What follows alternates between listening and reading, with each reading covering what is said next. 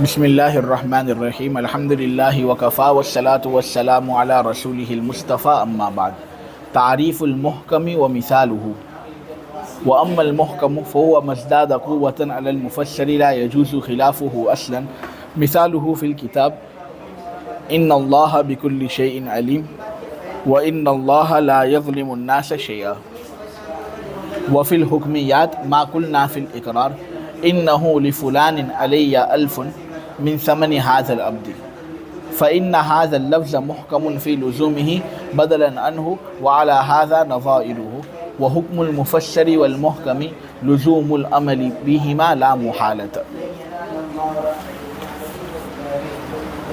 صاحب اصول الشاشی رحمۃ اللہ علیہ کلام ظاہر المراد کے اقسام اربعہ میں سے 3 قسم کو تو ہمارے سامنے واضح فرما چکے ہیں. ظاہر کو ہمارے سامنے واضح کر دیا، نص کو ہمارے سامنے واضح کر دیا، اور گزشتہ سبق کے اندر مفسر بھی ہمارے سامنے واضح ہو گیا. اب ظاہر المراد کلام کی چونکہ 4 قسمیں ہیں، 3 قسموں کو بیان کر دیا، اس سے آج 4تھی قسم یعنی محکم پر بحث کریں گے.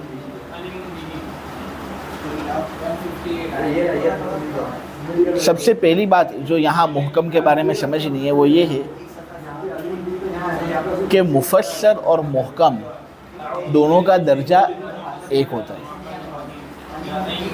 مفسر اور محکم کے مابین حکم ثابت کرنے کے سلسلے میں درجہ ایک ہی ہے. دونوں نفس ظہور اور وضاحت میں برابر ہیں. اسی وجہ سے تو یہاں پر جب محکم کی تعریف صاحب اصول الشاشی بیان کر رہے ہیں تو کہہ رہے ہیں وَأَمَّا الْمُحْكَمُ فَهُوَ مَا ازْدَادَ قُوَّةً، یہ نہیں کہہ رہے ہیں فَهُوَ مَا ازْدَادَ وُضُوحًا. محکم کی تعریف بیان کرتے ہوئے صاحب اصول الشاشی نے کہا ہے وَأَمَّا الْمُحْكَمُ فَهُوَ مَا ازْدَادَ قُوَّةً عَلَى الْمُفَسِّرِ لَا يَجُوزُ خِلَافُهُ أَصْلًا. یہ نہیں کہا وَأَمَّا الْمُحْكَمُ فَهُوَ مَا ازْدَادَ وُضُوحًا عَلَى الْمُفَسِّرِ لَا يَجُوزُ خِلَافُهُ أَصْلًا. یعنی یہ کہا کہ محکم وہ کلام ہے جس کی قوت مفسر سے زیادہ ہو، اس طریقے سے کہ محکم کی خلاف ورزی کرنا کسی بھی طریقے سے جائز نہ ہو. یہ بات کہی. صاحب اصول الشاشی نے یہ بات نہیں کہی کہ محکم وہ کلام ہے مزداد وضوحا علی المفسر جو مفسر سے زیادہ واضح ہو، اس طریقے سے کہ محکم کی خلاف ورزی کسی بھی طریقے سے جائز نہ ہو. یعنی مزداد قوتاً کا لفظ استعمال کیا، مزداد وضوحاً کا لفظ استعمال نہیں کیا. اس میں اس بات کی طرف ایک دقیق اشارہ ہے کہ محکم کے اندر ظہور اور جو وضاحت ہوتی ہے وہ ظہور اور وضاحت مفسر کے مثل ہوتی ہے. مفسر کے اندر جو ظہور اور وضاحت ہوتی ہے وہی وضاحت محکم کے اندر ہوتی ہے. وضاحت میں کوئی فرق نہیں، وضاحت میں دونوں برابر ہیں. ہاں فرق بس اتنا ہے کہ مفسر نص کا احتمال رکھتا ہے جبکہ محکم کے اندر نص کا احتمال نہیں ہوتا. محکم تعویل اور تخصیص کا بھی احتمال نہیں رکھتا، محکم نسخ کا بھی احتمال نہیں رکھتا، ہر طرح کے تغیرات سے محفوظ ہوتا ہے. محکم کا محکم اسی لیے کہتے ہیں کہ محکم کا مطلب ہوتا ہے محفوظ. یہ چونکہ ہر طرح کے تغیرات سے محفوظ ہے، تعویل اور تخصیص کے احتمال سے محفوظ ہے، نسخ کے احتمال سے محفوظ ہے، اس لیے محکم کو محکم کہا جاتا ہے. آپ سمجھے؟ تو محکم وہ کلام ہے جس کی قوت مفسر سے زیادہ ہو. یعنی وضاحت تو مفسر کے اندر جتنی ہے اتنی وضاحت محکم کے اندر بھی ہوتی ہے. ظہور مفسر کے اندر جتنا ہوتا ہے اتنا ظہور محکم کے اندر بھی ہوتا ہے. کہ جس طرح مفسر کے اندر وضاحت اتنی زبردست ہوتی ہے کہ تعویل و تخصیص کا احتمال نہیں ہوتا، تو اسی طرح محکم کے اندر بھی وضاحت اتنی زبردست ہوتی ہے کہ اس کے اندر بھی تعویل و تخصیص کا احتمال نہیں ہوتا. اسی لیے محکم کے خلاف کوئی بھی احتمال روا اور جائز نہیں ہوتا. محکم پر عمل کرنا ضروری ہوتا ہے. تم کوئی دوسرا معنی مراد لو، کوئی تخصیص کرنا چاہو، اشتراک کم کرنا چاہو، تعویل کرنا چاہو، اس کی اجازت نہیں. اس کی مثال ان اللہ بکل شیء علیم ہے، جو اللہ تبارک و تعالی نے قرآن کے اندر کہا. سورہ انفال کی آیت نمبر 75 کے اندر اللہ تبارک و تعالی نے ان اللہ بکل شیء علیم کہا ہے. سورہ انفال کی سب سے آخری نمبر کی آیت سورہ توبہ سے پہلے، ان اللہ بکل شیء علیم. یقیناً اللہ ہر چیز پر علم رکھنے والا ہے. دیکھو یہاں پر اس آیت میں یہ بات محکم طریقے سے ثابت کی جا رہی ہے کہ اللہ تبارک و تعالیٰ کا علم ہر چیز کو شامل حال ہے. ہر چیز کے ساتھ اللہ تبارک و تعالیٰ کا علم متصف ہے. اللہ ہر چیز کو جانتا ہے. کوئی چیز بھی ایسی نہیں جس سے اللہ نا واقف ہو. اللہ کے ساتھ جہل متصف نہیں ہو سکتا. اللہ تبارک و تعالیٰ کے ساتھ علم ہی متصف ہوگا. خدا وہی ہے جو تمام چیزوں کو جانے. اگر وہ خدا ایسا ہے کہ وہ تمام چیزوں کو نہیں جانتا، کچھ چیزوں کو جانتا ہے، کچھ چیزوں کا جہل اس کو حاصل ہے، تو اس صورت میں وہ خدا بن نہیں سکتا. کہ خدا تو وہ ہوتا ہے جو محاسبہ کرے. خدا تو وہ ہوتا ہے جو لوگوں کے گناہوں پر نظر رکھے، لوگوں کی عبادتوں پر بھی نظر رکھے کہ عبادتیں کرنے والوں کو اجر دے اور گناہ کرنے والوں کو وہ عدل کے دائرے کے اندر سزا دے. یہ خدا ہوتا ہے. اب اگر بعض چیزوں کا علم خدا کو نہیں تو اللہ تبارک و تعالیٰ یہ مقصد پورا کر نہیں سکتے. اس سے علم ایک ایسی صفت ہے جو اللہ تبارک و تعالیٰ کے لیے ضروری ہے. یہ کوئی بھی تبدیلی کو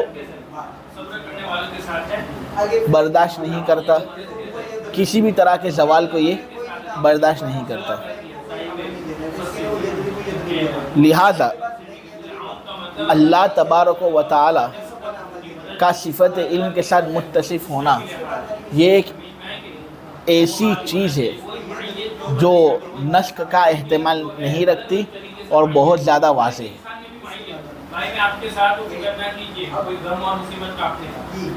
اگر ہم کہیں کہ ان اللہ بکل شیء علیم کے اندر نسخ کا احتمال ہے تو ہم کیا کہنا چاہ رہے ہیں؟ ہم یہ کہنا چاہ رہے ہیں کہ اللہ تبارک و تعالیٰ ہر چیز کو جاننے والا ہے، لیکن یہ ایک مخصوص وقت تک کے لیے تھا. اب اللہ تبارک و تعالیٰ ہر چیز کو جاننے والا نہیں، یعنی بعض چیزوں کے اندر جہل اللہ تبارک و تعالیٰ کو لاحق ہو جاتا ہے. حالانکہ جہل ایک ایسی چیز ہے جو خدا کے وجود کے منافی ہے. ایک خدا جاہل نہیں ہو سکتا، خدا ہمیشہ علیم ہی ہوگا. تو علم ایک ایسی صفت ہے جو اللہ تبارک و تعالیٰ کے لیے ضروری طور پر ثابت ہے. خدا ہونے کے لیے علم کے ساتھ اس خدا کا متصف ہونا ضروری ہے. کہ خدا ہوتا ہے وہ جو محاسبہ وغیرہ کرے. اگر علم ہی نہیں ہوگا اس کا کامل تو اس صورت میں وہ محاسبہ پر کس طرح قادر ہوگا؟ کہ جب وہ محاسبہ کرنا چاہے گا تو پھر مجرم کہہ دے گا کہ میں نے یہ جرم کیا ہی نہیں ہے. اب اللہ کو اگر علم حاصل ہی نہیں ہے تو پھر اس کا محاسبہ کس طرح قائم ہوگا؟ تو اس لیے خدا کے لیے ضروری ہے کہ وہ علم کے ساتھ متصف ہو، اور اس کے اندر بالکل بھی کوئی تبدیلی نہیں ہو سکتی ہے، بالکل بھی کوئی زوال کو برداشت نہیں کرتا. کیونکہ زوال اور تبدیلی اگر اس کے اندر ہوگی نہیں تو اس کا مطلب یہ کہ اللہ کے لیے ہم جہل ثابت کر رہے ہیں، اور جہل تو اللہ کے لیے ثابت نہیں کیا جا سکتا. یہ ایک معیوب چیز ہے اور اللہ ہر عیب والی چیز سے پاک ہے. خدا وہ ہوتا ہے جس کی عبادت کی جائے. تو عبادت کس کی جائے گی؟ جس کی عزت دل کے اندر ہوگی وہ. اب اگر خدا جہل کے ساتھ متصف ہو تو اس کی عزت دل کے اندر آئے گی نہیں، تو پھر وہ خدا ہو کس طرح سکتا ہے؟ تو اس لیے یہ جو آیتیں نہیں، یہ محکم ہے، اتنی واضح ہے اللہ تبارک و تعالیٰ کے علم کو ثابت کرنے کے سلسلے میں کہ اس کے اندر بالکل بھی کوئی تبدیلی، نسخ اور تغیر کا احتمال نہیں. یہ ہر طرح کے تغیر سے پاک اور صاف ہے. نہ تعویل و تخصیص کا احتمال ہے اس کے اندر، نہ اس کے اندر نسخ کا احتمال ہے. اسی طرح ایک اور محکم کی مثال ان اللہ لا یظلم الناس شیئا، کہ یقیناً اللہ تبارک و تعالیٰ لوگوں پر ذرہ برابر ظلم نہیں کرتا. ان اللہ لا یظلم الناس شیئا، یقیناً اللہ لوگوں پر ذرہ برابر ظلم نہیں کرتا. یہ جو آیت ہے یہ سورہ یونس کی آیت نمبر 44 ہے. یہ آیت بھی اس بات کے سلسلے میں محکم ہے کہ اللہ ظالم نہیں. ظلم کی نفی اللہ تبارک و تعالی سے کی گئی ہے، اس سلسلے میں یہ آیت محکم ہے، اور اس میں یہ ہر طرح کے تغیرات سے پاک اور صاف اور محفوظ ہے۔ نہ اس کے اندر تعویل و تخصیص ہو سکتی ہے کہ اللہ ویسے تو لوگوں پر ظلم نہیں کرتا، لیکن کچھ لوگ ایسے ہیں جن پر اللہ ظلم کر لیتا ہے، یہ معنی ہم نہیں نکال سکتے۔ نہ ہم یہ کہہ سکتے ہیں کہ اس کے اندر نسخ کا احتمال ہے کہ اللہ نے یہ حکم بدل دیا ہو، بلکہ اب اللہ لوگوں پر ظلم کر رہا ہو، کیونکہ ظلم جو کرتا ہے وہ لوگوں کی نگاہ میں حقیر ہوتا ہے۔ خدا وہ ہوتا ہے جس کی عزت لوگوں کے دلوں کے اندر اتنی ہو کہ لوگ اس کی عبادت کریں، اور ظالم کی عزت دل میں آتی نہیں۔ لہٰذا ایک خدا کے وجود کے لیے ضروری ہے یہ کہ وہ ظالم نہ ہو، تبھی اس کی عزت دل کے اندر آئے گی، تبھی ہم اس کی عبادت کریں گے جس طرح خداؤں کی عبادت کی جاتی ہے۔ لہٰذا ظلم سے پاک صاف ہونا ایک خدا کے لیے بہت ضروری ہے۔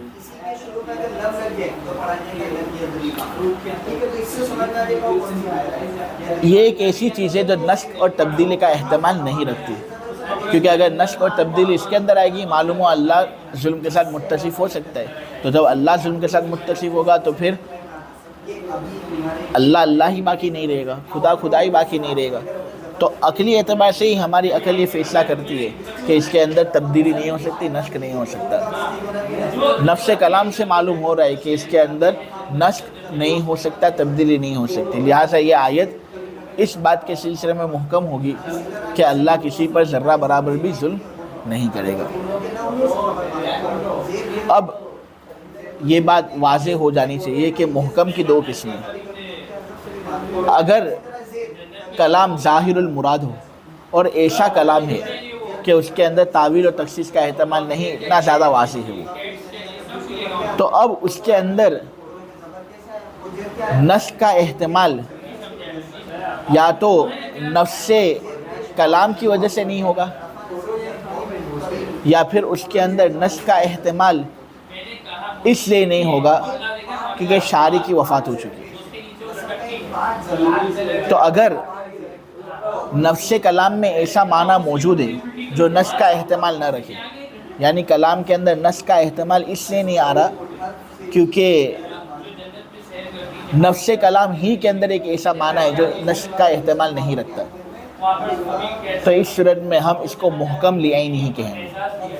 جیسے مثلا کوئی کلام اللہ تبارک و تعالی کی توحید کو ثابت کر رہا ہو، کوئی کلام اللہ کی صفات کو ثابت کر رہا ہو، اعتقادات کے باب میں کوئی نصوص ہو، تو یہ سب ایسے کلام ہیں کہ ان کے معنی ہی ایسے ہیں جو نسخ کا احتمال نہیں رکھتے، کہ اگر ان کے معنی نسخ کا احتمال رکھتے تو ضروریات دین میں سے کسی ایک چیز کا انکار لازم آ جاتا ہے جو ہو نہیں سکتا۔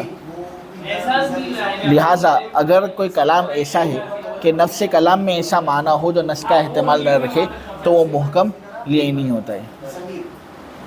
اہل جنت یا اہل جہنم کی خبر سے متعلق اگر کوئی نص ہو تو یہ بھی محکم لعینی ہے، کیونکہ اس کے اندر بھی نسخ کا احتمال نہیں ہے۔ یا مثلا نصوص میں ایسا لفظ ہو جو حکم کی ہمیشگی اور حکم کے عدم نسخ پر دلالت کرے۔ سورہ نور کی آیت نمبر 4 میں ہے وَلَا تَقْبَلُوا لَهُمْ شَهَادَةً أَبَدًا۔ تہمت لگانے والے جو ہیں نا، جو اپنی تہمت لگانے میں جھوٹے ہوتے ہیں، اگر وہ اس طرح تہمت لگائیں اور جھوٹی تہمت لگائیں تو ان کی سزا یہاں پر یہ بات بیان کی گئی ہے کہ کبھی بھی ان کی گواہی قبول مت کرنا، یعنی کسی بھی مسئلے کے اندر ان کی گواہی قبول نہیں ہوگی۔ تو جھوٹی تہمت لگانے والوں کی ایک سزا یہ بھی ہے کہ ایسی تہمت لگانے والوں کی گواہی بھی کسی مقدمے میں قبول نہیں کی جاتی اور کبھی بھی قبول نہیں کی جائے گی۔ دیکھو یہاں پر لفظ ابد جو ہے یہ خود ایک ایسا لفظ ہے جو حکم کی ہمیشگی اور حکم کے عدم نسخ پر دلالت کرتا ہے کہ ہمیشہ یہی حکم رہے گا کہ تہمت لگانے والوں کی گواہی کبھی بھی قبول نہیں کی جائے کسی بھی مقدمے میں۔ ابو داود کے اندر ایک روایت ہے حضرت انس کے حوالے سے، وہ منقول ہے۔ اس روایت کے اندر ہے کہ نبی کریم صلی اللہ علیہ وسلم نے کہا کہ جہاد تو ہو کر رہے گا اور یہ چلتا رہے گا، اس وقت سے چل رہا ہے جب سے اللہ تبارک و تعالی نے مجھے مبعوث فرمایا، اور یہ چلتا رہے گا جب تک کہ میری امت کا آخری فرد دجال سے قتال نہ کر لے. یعنی قیامت کے دن تک جہاد جو ہے اس کا حکم مسلسل چلتا رہے گا. اس حدیث کا مقصد یہ ہے کہ دیکھو یہاں پر حدیث کے الفاظ ہی ایسے ہیں جو حکم کی ہمیشگی اور حکم کے عدم نسخ پر دلالت کرتی ہیں. معلوم ہوا جہاد کا حکم جو ہے وہ محکم، اس کے اندر نسخ کا احتمال نہیں. یہ جہاد کا حکم قیامت کے دن تک چلتا رہے گا. آپ سمجھے؟ تو یہ سب صورتیں تو اس محکم کی تھی جو محکم لیا ہی نہیں ہو، کہ نفس کلام کے اندر ہی ایک ایسا معنی ہو جو عدم نسخ پر دلالت کرے، جو نسخ کا احتمال نہ رکھے. اور اگر کوئی محکم کلام ایسا ہے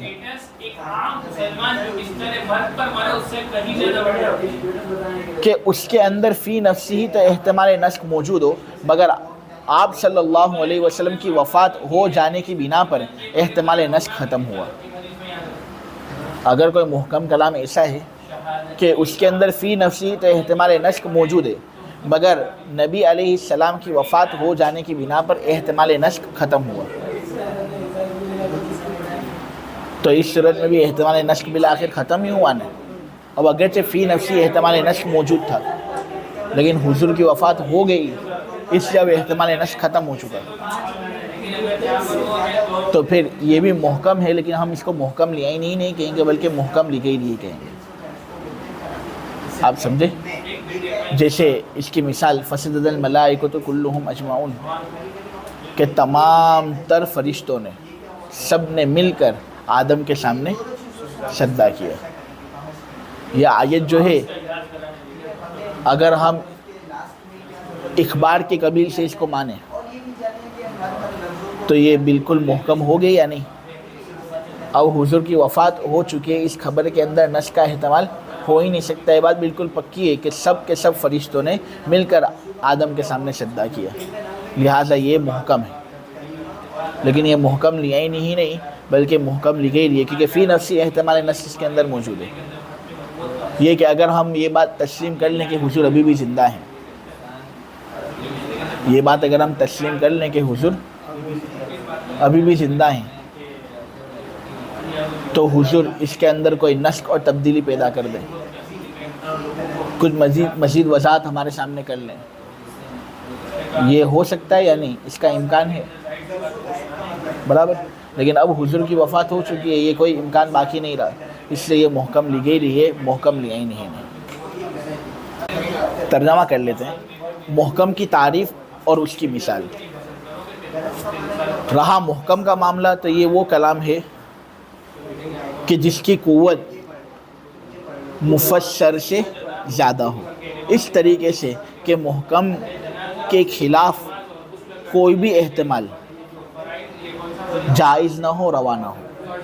اس کی مثال کتاب اللہ میں ان اللہ بکل شیء علیم ہے، کہ یقیناً اللہ ہر چیز کو جاننے والا ہے، اور وَإِنَّ اللَّهَ لَا يَظْلِمُ النَّاسَ شَيْئًا ہے، یقیناً اللہ لوگوں پر ذرہ برابر بھی ظلم نہیں کرتا. تو دیکھو یہ دونوں آیتیں اللہ کے لیے صفت علم کے اس بات میں اور اللہ کے لیے صفت ظلم کی نفی میں محکم ہے. اس کے اندر نسخ کا کوئی احتمال نہیں، بالکل بھی کوئی تغیر اور کوئی تبدیل اس کے اندر آ نہیں سکتی. اگر آ رہی ہے تو پھر اللہ سے ایک ایسی چیز کو سلب کیا جا رہا ہے جو اللہ کا خدا ہونے کے لیے ضروری ہے. ایسا ہو ہی نہیں سکتا، اس لیے اس کے اندر نسخ کا احتمال نہیں، اور یہ دونوں محکم کی مثالیں ہیں. پھر آگے مزید مثال صاحب اصول شاشی ہمارے سامنے پیش کر رہے ہیں. صاحب اصول شاشی کہتے ہیں کہ احکام کے اندر محکم کی مثال یہ ہے کہ کوئی آدمی اقرار کرتے ہوئے کہے لفلان علیہ الف، فلاں کے مجھ پر 1000 ہیں، اور پھر وہ بعد میں جا کر کہے من ثمن ھذا العبد، یعنی یہ غلام جو میں نے اس سے خریدا ہے اس کا ثمن ادا کرنا میرے اوپر باقی ہے، اب مجھے فلاں کو ثمن کے طور پر 1000 روپے دینے ہیں. تو یہ بھی محکم کی مثال ہے. دیکھو اگر کوئی آدمی فقط یہ کہتا ہے نا کہ فلاں آدمی کے مجھ پر 1000 روپے ہیں، تو یہاں علی الفن کہ مجھ پر 1000 روپے ہیں مختلف اسباب وجوب کا احتمال رکھتا ہے. یا تو آدمی اس سے قرض حسنہ کو مراد لے سکتا ہے، یا پھر آدمی اس سے غصب مراد لے سکتا ہے، آدمی مخصوص غلام کے علاوہ کسی اور مبی کے ثمن کا اقرار کر رہا ہو، یہ احتمال اس کے اندر موجود ہے. یا یہ احتمال بھی اس کے اندر موجود ہے کہ ابھی جو غلام خریدا گیا، اس خریدے ہوئے غلام کا ثمن مجھ پر باقی ہے، میں اس کا اقرار کر رہا ہوں. مختلف اسباب وجوب کا یہ احتمال رکھتا ہے. فلاں آدمی سے میں نے قرضہ لیا تھا 1000 روپے، اب وہ رقم میں نے لی تھی، اب مجھے واپس دینی ہے، تو اس لحاظ سے مجھ پر 1000 روپے ہیں. یہ قرضہ حسنہ کے طور پر 1000 روپے کا لزوم مجھ پر ہوا. کوئی آدمی کہے کہ فلاں آدمی کے 1000 روپے تھے لیکن میں نے دادا گیری کر کے 1000 روپے اس سے چھین لیے، اپنے جیب کے اندر رکھ دیے اور میں چلا گیا. اب میں اقرار کر رہا ہوں کہ ہاں 1000 روپے میں نے اس طرح دادا گیری کر کے اس سے لیے تھے، اب مجھے واپس اس کو دینا ہے. یہ احتمال بھی ہے کہ بھائی میں نے غلام کے علاوہ کوئی اور چیز اس سے خریدی تھی، اس کے پیسے میں نے دیے نہیں تھے، 1000 روپے پیسے دینے تھے مجھے لیکن میں نے دیے نہیں، اس لحاظ سے اس مخصوص چیز کا ثمن ادا کرنا مجھ پر باقی ہے. میں 1000 روپے اپنے اوپر لازم کر رہا ہوں تاکہ وہ ثمن میں ادا کروں. یا پھر یہ بھی صورت ہو سکتی ہے کہ آدمی غلام خریدے سامنے والے سے، اب اس غلام کا ثمن دینا اس پر ضروری ہے، تو اب وہ ثمن کا اقرار کرتے ہوئے کہہ رہا ہے کہ اس غلام کے جو 1000 روپے ثمن کی شکل میں مجھے دینے ہیں، میں اس کا اقرار کر رہا ہوں. تو دیکھو یہ جو اس نے کہا نا فلان علی الفن، تو یہ مختلف اسباب وجوب کا احتمال رکھتا ہے. پھر بعد میں وہ وضاحت کر رہا ہے اور کہہ رہا ہے من ثمن حاصل العبد، میری مراد یہ ہے کہ یہ غلام جو ابھی میں نے اس سے خریدا نا، اس کا جو ثمن مجھے دینا ہے اس کی شکل یہ ہے کہ 1000 روپے مجھے دینے ہیں تو ثمن کی ادائیگی ہوگی. مبی پر میں قبضہ کر لوں، مبی پر قبضہ کر لینے کے بعد تیرا ثمن میں تجھے دے دوں گا، جو ثمن 1000 روپے کی شکل میں. اب جب یہ وضاحت ہو گئی تو اب اس کے اندر بالکل کوئی تعویل اور تخصیص کا احتمال باقی نہیں رہا. وہ خود کہہ رہا ہے کہ یہ 1000 روپے جو میں نے اپنے اوپر لازم کیے نے، یہ کوئی غصب کی ہوئی رقم کے لازم نہیں کیے، قرض حسنہ کی رقم کے لازم نہیں کیے، اس غلام کے علاوہ کسی اور مبی کو خریدنے کا ثمن ہو اس طور پر میں نے اس کو لازم نہیں کیا، بلکہ یہ جو مخصوص غلام میں نے خریدا ہے اس کا ثمن مجھ پر دینا واجب ہے، اس کے طریقے پر میں 1000 روپے اپنے اوپر لازم کر رہا ہوں. تو اب یہاں بالکل بات واضح ہے، کسی بھی قسم کی تعویل اور تخصیص کا احتمال باقی نہیں رہا، اور ساتھ ساتھ اس کے اندر نسخ کا احتمال بھی نہیں ہے، کیونکہ یہاں پر وہ اقرار کر رہا ہے. اور ایک مشہور فقہی قاعدہ ہے المرء یؤخذ باقرارہ، مشہور فقہی قاعدہ ہے المرء یؤخذ باقرارہ، کہ انسان کی پکڑ اس کے اقرار کی وجہ سے کی جاتی ہے. اقرار جو ہے ایک بہت زبردست مضبوط دلیل سمجھی جاتی ہے، اس سے آدمی رجوع کر نہیں سکتا. تو اگر کوئی آدمی کورٹ کچہری کے اندر جاتا ہے اور وہاں پر اقرار کرتا ہے تو اقرار سے وہ اب رجوع کر لے ایسا چلتا نہیں ہے، اقرار کا بہت اعتبار ہوتا ہے. تو یہاں پر اس نے اقرار کر لیا ہے کہ اس نے یہ غلام خریدا ہے، اور یہ اقرار کر لیا ہے کہ ثمن اس کو دینا ضروری ہے. اب وہ ثمن کتنا ہے؟ 1000 روپے، اسی کا یہ اقرار کر رہا ہے. تو اقرار کر لیا تو اب اقرار سے رجوع ہو سکتا ہے، رجوع نہیں ہو سکتا تو نسخ کا احتمال اس کے اندر نہیں ہے نا، تو نسخ کا احتمال نہ ہونے کی وجہ سے یہ محکم کی ایک پکی مثال ہو گئی. لیکن اب اعتراض ہوتا ہے، اعتراض یہ ہوتا ہے کہ یہاں پر جو مثال دی گئی نا انہ لفلان علی الف من ثمن ھذا العبد، کہ فلاں کے مجھ پر 1000 روپے ہیں، یعنی اس غلام کے ثمن کے طریقے پر. تو یہی وہ مثال تھی جو صاحب اصول الشاشی نے مفسر کے بیان کے اندر دی تھی. صاحب اصول الشاشی نے مفسر کے بیان کے اندر جو مثال دی تھی، محکم کے باب کے اندر یہی مثال دے رہے ہیں. صاحب اصول شاشی نے مفسر کے باب کے اندر مفسر کی جو مثال پیش کی تھی، محکم کے باب کے اندر محکم کی وہی مثال پیش کر رہے ہیں، حالانکہ مفسر اور محکم اگرچہ دونوں ایسے ظاہر الکلام ہوتے ہیں کہ ان کے اندر تعویل و تخصیص کا احتمال نہیں ہوتا، لیکن پھر بھی محکم اور مفسر کے مابین فرق ہے۔ وہ فرق یہ ہے کہ محکم کی قوت مفسر سے زیادہ ہوتی ہے۔ محکم کے اندر نسخ کا احتمال نہیں ہوتا، جبکہ نسخ کا احتمال مفسر میں ہوتا ہے۔ تو سوال یہ ہے کہ اگر یہاں پر محکم کی یہ مثال بن رہا ہے یہ جملہ، تو یہ جملہ پھر محکم کی مثال بننے کے ساتھ ساتھ مفسر کی بھی مثال کس طرح بن رہی ہے؟ اشکال اور اعتراض سمجھے؟ تو جواب یہ ہے کہ دیکھو، احکام شرع میں فقیہ حضرات محکم اور مفسر میں کوئی فرق نہیں کرتے۔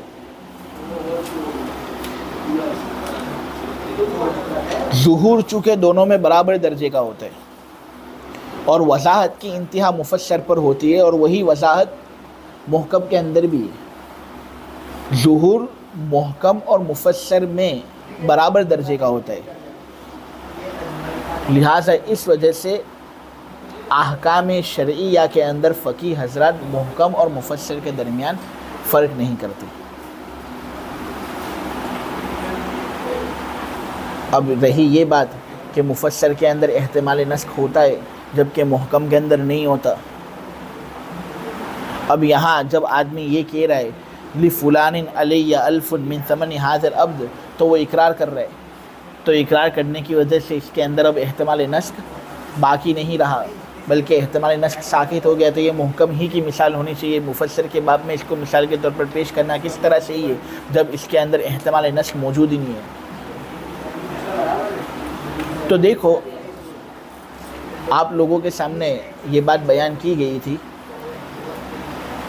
کہ متقدمین حضرات جو ہیں وہ ظاہر المراد کلام کی اقسام اربعہ کے باہمی متداخل ہونے کو مانتے ہیں۔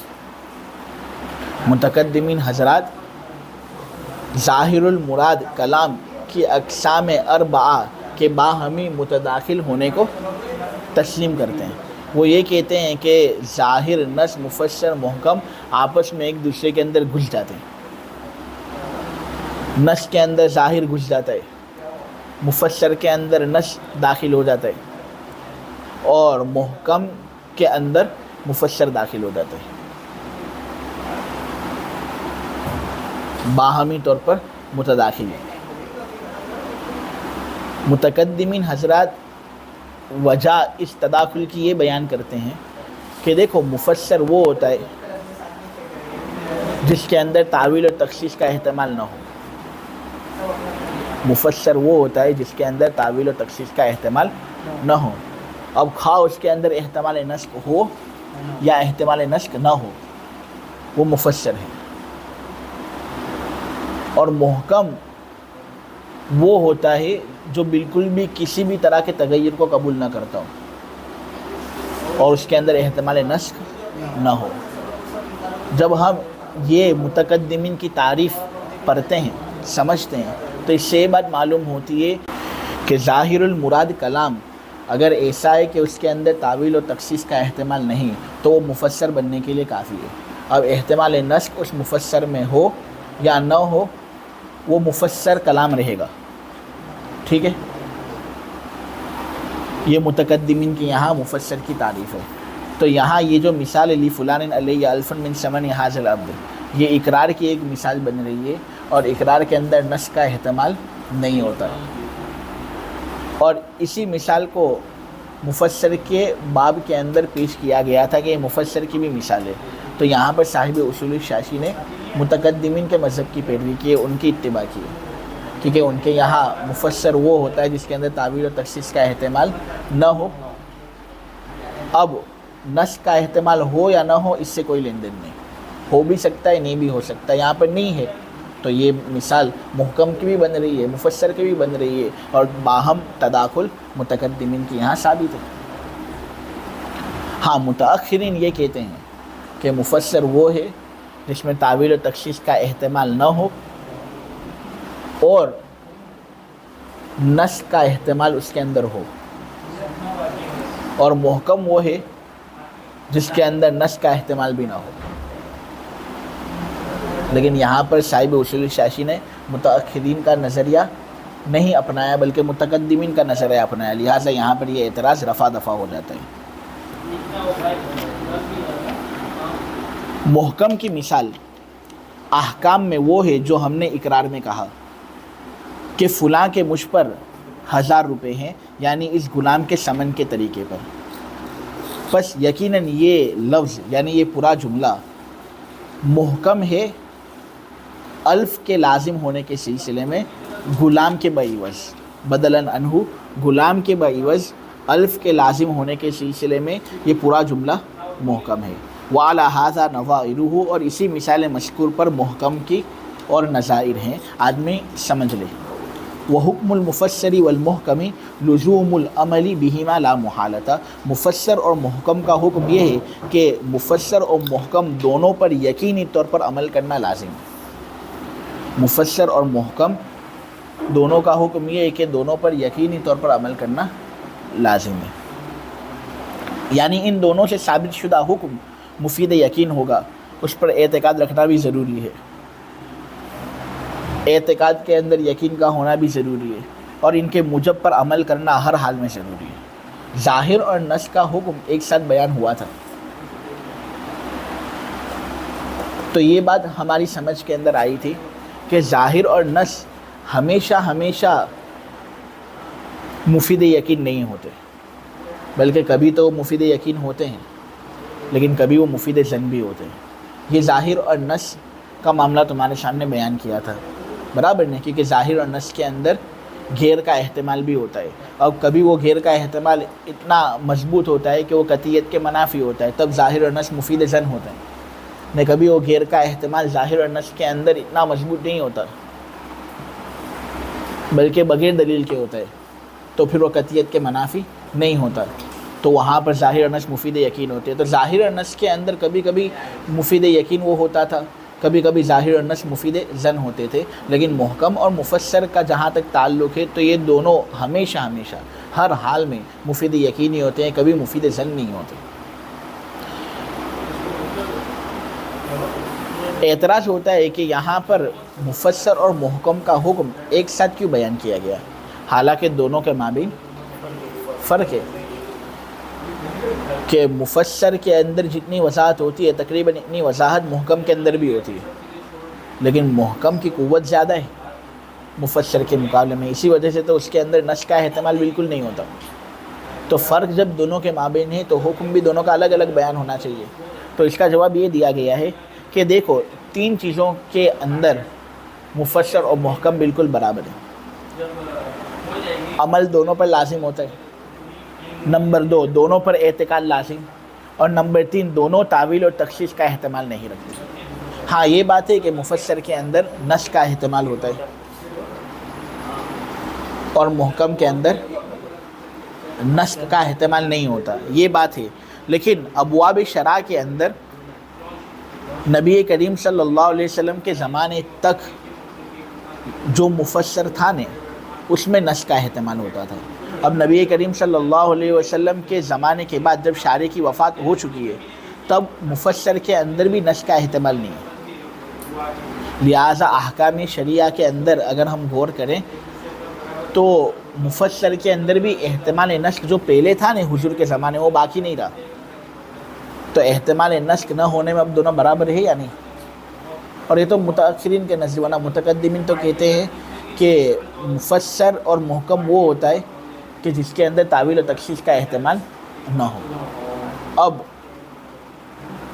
محکم کے اندر تو نسخ کا احتمال ہوتا نہیں ہے، لیکن مفسر کے لیے ضروری نہیں ہے کہ اس کے اندر نسخ کا احتمال ہو، بلکہ نسخ کا احتمال ہو تب بھی مفسر، نسخ کا احتمال نہ ہو تب بھی مفسر، ایسا متقدمین کہتے ہیں۔ تو یہاں پر تو کوئی سوال ہی نہیں ہوتا، دونوں ایک ہی چیز ہے، دونوں آپس میں ایک دوسرے میں گھس جاتے ہیں۔ ورنہ متأخرین جو یہ کہتے ہیں کہ مفسر کے اندر احتمال نسخ کا ہونا ضروری ہے، تو ہم یہ کہتے ہیں کہ احتمال نسخ کب تک رہتا تھا؟ نبی کریم صلی اللہ علیہ وسلم کے زمانے تک رہتا تھا، پھر اللہ کے رسول صلی اللہ علیہ وسلم کا زمانہ جب پورا ہوا، وفات اس کی ہو چکی، تب احتمال نسخ ختم ہو چکا، اس لیے احکام شریعہ میں دونوں برابر ہیں۔ جب دونوں برابر ہیں تو دونوں کا حکم ساتھ میں بیان کر دیا۔ دیکھو ظاہر اور نسخ دونوں میں تعویل اور تخصیص کا احتمال تھا نہیں، تو اس لیے دونوں کا حکم ساتھ میں بیان کیا۔ تو اسی طرح ان دونوں میں تعویل اور تخصیص کا احتمال نہیں ہے، اس لیے ان دونوں کا حکم ساتھ میں بیان کیا جا رہا ہے۔ اگر محکم اور مفسر کے مابین تعارض واقع ہو تو اس صورت میں چونکہ تعارض میں اعلیٰ کو ترجیح دی جاتی ہے اور محکم اعلیٰ ہے، اس لیے تعارض کے وقت محکم مفسر پر راجح ہوگا۔ میں مثال کے ذریعے سے یہ بات آپ لوگوں کے سامنے سمجھاؤں۔ سورہ طلاق کی آیت نمبر 2 ہے، جس کے اندر اللہ تبارک و تعالی نے کہا وَأَشْهِدُوا ذَوِي عَدْلٍ مِّنكُمْ۔ سورہ طلاق کی آیت نمبر 2 ہے، جس کے اندر اللہ تبارک و تعالی نے کہا وَأَشْهِدُوا ذَوِي عَدْلٍ مِّنكُمْ، کہ تم لوگوں اپنے میں سے 2 عادل لوگوں کو گواہ بناؤ۔ اس آیت سے یہ بات معلوم ہوتی ہے کہ عادل لوگ جب 2 ہوں تو وہ گواہی دے سکتے ہیں، وہ گواہی کا اہل ہیں، برابر۔ اب اگر کوئی آدمی ایسا ہے جس نے کسی دوسرے آدمی پر تہمت لگائی اور غلط تہمت اس نے لگائی، تہمت کے اندر جو گواہ ثابت کرنے چاہیے تھے وہ گواہ لانے پر قادر نہ ہو سکا، یعنی جھوٹی تہمت لگائے، تو اس صورت میں جھوٹی تہمت لگانا ایک گناہ ہے جس کی وجہ سے اس کو 80 کوڑے لگائے گئے۔ محدود فی القذف، یہ وہ شخص ہوتا ہے جو جھوٹی تہمت لوگوں پر لگاتا ہے اور پھر سزا کے اندر 80 کوڑے اس پر لگائے جاتے ہیں۔ یہاں اگر ہم وَأَشْهِدُوا ذَوِي عَدْلٍ مِّنكُمْ والی آیت کو دیکھیں تو اگر ہم فقط وَأَشْهِدُوا کہتے نا کہ گواہ بناؤ، تو آدمی یہ سوچتا کہ اس کے اندر تو بہت سے احتمال ہیں، کس کو گواہ بناؤ، مرد کو گواہ بناؤ، عورت کو گواہ بناؤ، عادل کو گواہ بناؤ، غیر عادل کو گواہ بناؤ، سب احتمال اس کے اندر موجود ہیں۔ لیکن پھر آگے جا کر اللہ نے کہا ذوی عدل منکم، اپنے میں سے 2 عادل لوگوں کو گواہ بناؤ۔ تو یہاں ذوی عدل منکم کے ذریعے سے تفسیر ہو رہی ہے، بیان قاطع موجود ہے جو یہ بات بتا رہے کہ گواہ عادل لوگ ہی بنیں گے، جو عادل نہیں وہ گواہ نہیں بن سکتے، عادل لوگ گواہ بنیں گے۔ اب اگر کوئی آدمی ایسا ہے جس نے کسی دوسرے آدمی پر جھوٹی تہمت لگائی اور اس جھوٹی تہمت کے لگانے کی وجہ سے 80 کوڑے کی سزا اس کو دی گئی کہ یہ اچھا آدمی ہے، اس کی گواہی کیا قبول کی جائے گی؟ قبول نہیں کی جائے گی، کیونکہ عادل نہیں ہے، جھوٹی تہمت لگایا تو کہاں سے عادل؟ لیکن اگر وہ توبہ کر لے ایک رات اور اللہ سے خوب لجاجت کے ساتھ دعا مانگے، اپنے گناہ معاف کروا دے، تو توبہ کر لینے کے بعد آدمی عادل واپس ہو جاتا ہے نا، آدمی توبہ کرنے کے بعد واپس عادل بن جاتے ہیں۔ لہٰذا محدود فی القذف جو ہے وہ توبہ کے بعد عادل بن گیا اور عادل لوگوں کو گواہ بنا سکتے ہیں، لہٰذا محدود فی القذف جو ہے وہ بھی واپس گواہ بن سکتا ہے، گواہی اس کی معتبر ہوگی۔ وَأَشْهِدُوا ذَوِي عَدْلٍ مِّنكُمْ کا جو مفسر ہے نا، اس پر عمل کرنے کے نتیجے میں ہم اس بات پر پہنچے کہ محدود فی القذف اگر توبہ کر لے اور واپس عادل بن جائے تو عادل لوگ گواہ بن جاتے ہیں، گواہ بن سکتے ہیں، ان کو گواہ بنانے کا حکم دیا گیا ہے، لہٰذا محدود فی القذف بھی گواہی دے سکتا ہے، اس کی گواہی بھی معتبر ہوگی۔ مفسر پر عمل کریں گے تو یہ نتیجہ نکلے گا۔ لیکن ہم دیکھتے ہیں کہ قرآن کے اندر سورہ نور کی آیت نمبر 4 ہے، جس میں اللہ تبارک و تعالی نے کہا وَلَا تَقْبَلُوا لَهُمْ شَهَادَةً أَبَدًا، کہ جو لوگ جھوٹی تہمت لگاتے ہیں کبھی بھی تم ان کی گواہی قبول مت کرنا۔ یہاں پر لفظ ابد عدم نسخ پر دلالت کر رہا ہے، لفظ ابد بالکل واضح ہے اور یہ بات بتا رہے ہیں کہ گواہی جھوٹی تہمت لگانے والوں کی جانب سے قبول نہیں کرنی ہمیشہ ہمیشہ کے لیے، حکم کی ہمیشگی پر ہی دلالت کرتا ہے۔ تو یہ آیت محکم ہوئی اس بات کو ثابت کرنے کے سلسلے میں کہ جھوٹی تہمت جس آدمی نے لگا لی اور اس جھوٹی تہمت کو لگانے کی وجہ سے 80 کوڑے اس پر برسائے گئے اور یہ آدمی محدود فی القذف ہوا، کہ تہمت کے سلسلے میں اس پر حد جاری کی گئی تو کبھی بھی اس کی گواہی قبول نہیں کرنی، کسی بھی مقدمے کے اندر اس کی گواہی ہم قبول نہیں کریں گے۔ اس آیت کا محکم یہ بات بتا رہے ہیں۔ اب مفسر وَأَشْهِدُوا ذَوِي عَدْلٍ مِّنْكُمْ یہ بتا رہا تھا کہ محدود فی القذف اگر توبہ کر لیں تو ان کی گواہی معتبر ہوتی ہے، اور یہاں وَلَا تَقْبَلُوا لَهُمْ شَهَادَةً أَبَدًا کا محکم یہ بات بتا رہا ہے کہ محدود فی القذف توبہ کریں نہ کریں، ہمیشہ کے لیے ان کی گواہی قبول نہیں کرنی، ان کی گواہی غیر معتبر۔ تو محکم پر عمل کریں گے یا مفسر پر عمل کریں گے؟ محکم پر، کیونکہ محکم زیادہ اعلیٰ ہے، اس لیے ہم مسئلہ یہی بیان کرتے ہیں کہ کسی بھی مقدمے کے اندر محدود فی القذف کی گواہی معتبر نہیں ہوگی، خواہ وہ توبہ کرے یا توبہ نہ کرے۔